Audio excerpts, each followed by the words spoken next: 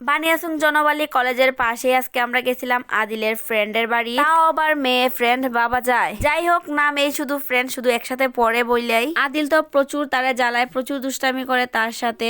একদিন লেটে গেলে তারে নাকি সে পড়াই দেয় না, যার কারণে তার মা নাকি বলছে আমার কাছে বিচার দিবে। যাই হোক, তারা ফ্রেন্ড হোক বা না হোক, আমরা কিন্তু ভালো একটা সম্পর্ক আছে গার্জেনদের মধ্যে। শুধু গার্জেন না, ম্যাডাম এবং গার্জেনদের মধ্যেও কিন্তু অনেক ভালো সম্পর্ক আছে। এই যে আজকে আমরা সবাই মিলে চলে গেলাম একজন গার্জেনের বাড়িতে, যদিও আজকে তাদের বাড়িতে বিয়ে বাড়ি ছিল পাশেই নাকি। আজকে আমরা ম্যাডাম গার্জেন সবাই গেছিলাম। তো চা নাস্তা করার পর উনাদের পিছনে নাকি সুন্দর একটা পুকুর আছে, তো আমরা সবাই মিলে চলে গেলাম পুকুরটা দেখার জন্য। তখন আমি এই জায়গা বা পুকুরের নাম জানতাম না।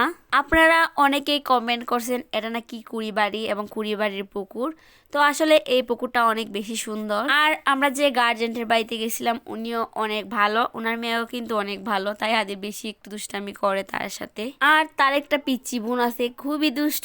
এই যে তাই আমি যখন প্রথম প্রথম আদিলকে নিয়ে স্কুলে যেতাম, তাই নিয়ে কিন্তু প্রচুর হাসাহাসি করতাম, এখনো করি। তাদের বাড়িতে আবার একটা পাখিও ছিল, তো চাইছিলাম পাখির সাথে কথা বলবো, কিন্তু এখনো নাকি সে কথা বলতে পারে না। আদিল যখন বার্স স্কুলে পড়তো তখনও কিন্তু আমরা গার্জেনরা এভাবে ঘুরতাম বা অনেক বেশি মজা করতাম, তো ওই দিনগুলো অনেক বেশি মিস করি।